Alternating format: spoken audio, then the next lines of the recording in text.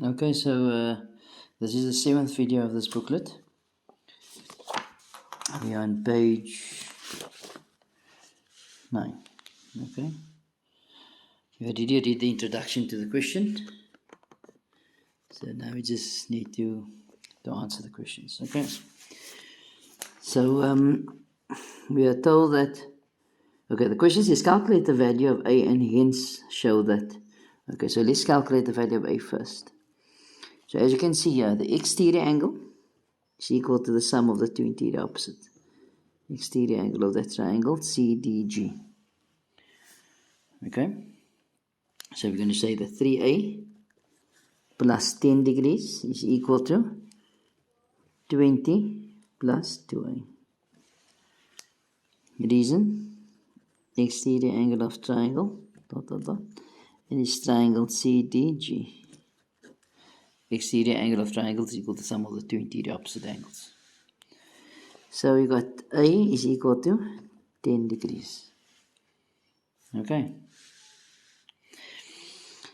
So if that is 10, 3 times 10 of course is 30 plus 10 is 40.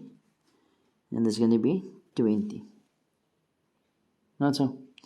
Then it says hence show that CG is equal to GD. If you must ask yourself, if this question, if it was given that CG is equal to GD, then what could we have concluded? We could have concluded that that angle is equal to that angle. So now in converse, in the reverse to that, or the opposite to that is that if you want to prove that GC is equal to GD, we now prove that those angles are in fact equal. But we can see that C2 is equal to D2, which is equal to 20. Okay, by calculation now. Alright?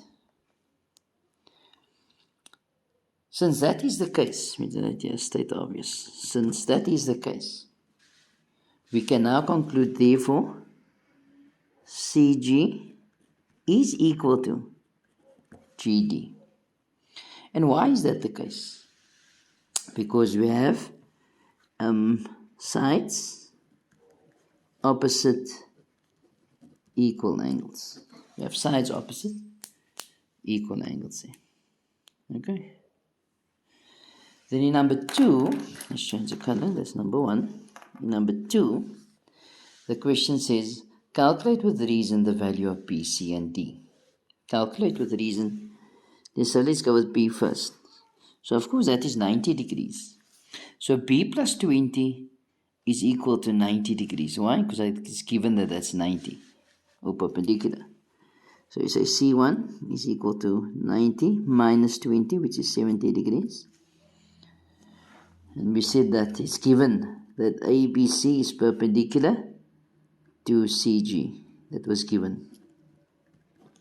I write my reason like that. Or I write given first. We normally write given first. That is perpendicular. Okay. So I'll put 70 degrees now in the diagram. Populate the diagram. Let's look at C. Angle C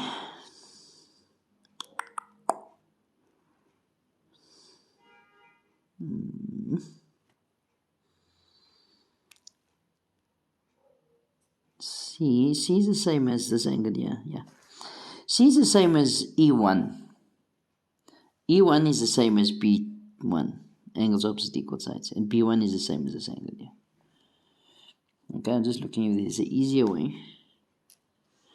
Yeah, you couldn't have said it's angles opposite equal sides because we are only told that AB is equal to AE.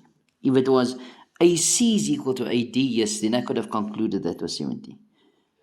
Okay, but as I said, it's not. So we're going to first say that angle B1. So B1 is equal to 70 degrees. As you can see, it's corresponding angles. See? You see the F is being formed. So it's corresponding angles with BE being parallel to CD. Okay. So that's 70 there. Then we say that E1 is 70. Why? Because our angles opposite equal sides.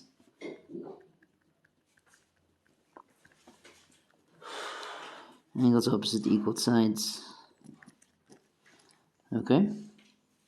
And now the F is lying this way, corresponding angles. Can you see that? Now C is 70. Okay, why? Because corresponding angles with PE being parallel to CD. Okay.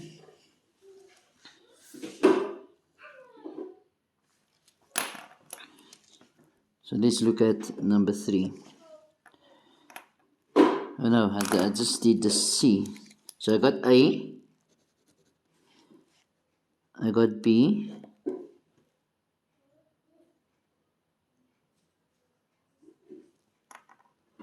did I solve for B? I haven't solved B either, but I solved C. So let's look where's B.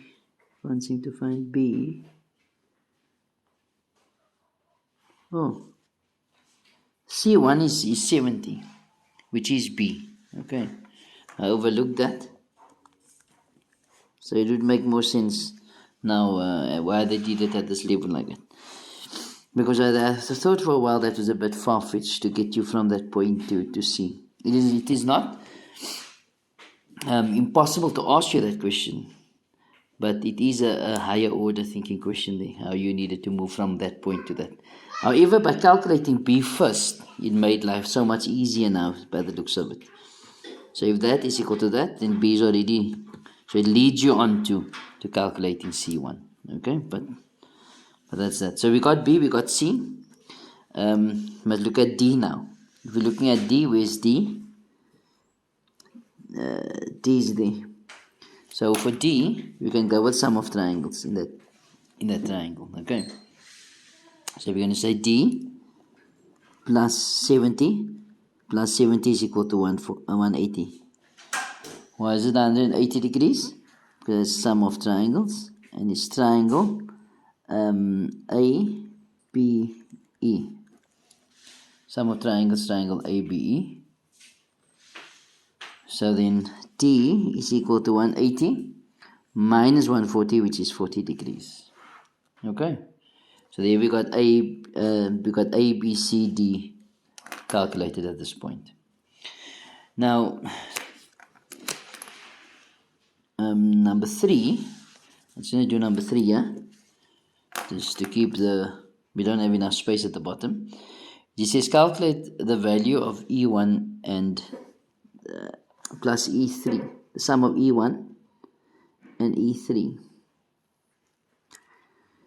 Alright, so as you can see, these lines are parallel. So coincident angles are equal. Okay, so we know that 70 degrees plus E1 and E3 is equal to 180 degrees. Why? It's co-interior angles with AB being parallel to HE. Okay, so we write it like that.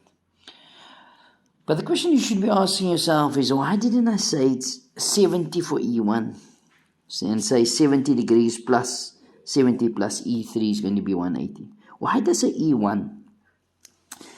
The reason for that is because of what is asked for. They want to know the value of the sum of those two angles together. Okay?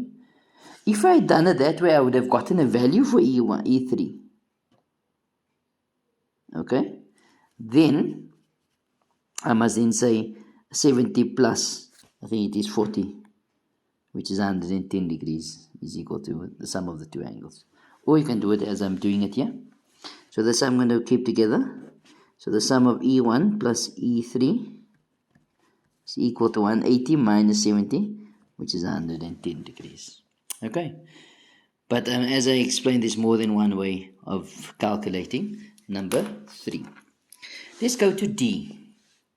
In D, we are told that P in triangle PQR, we are told that TP is parallel to this angle here. So of course alternate angles are equal there. or that alternate angle. So this whole angle is equal to that angle there. Okay.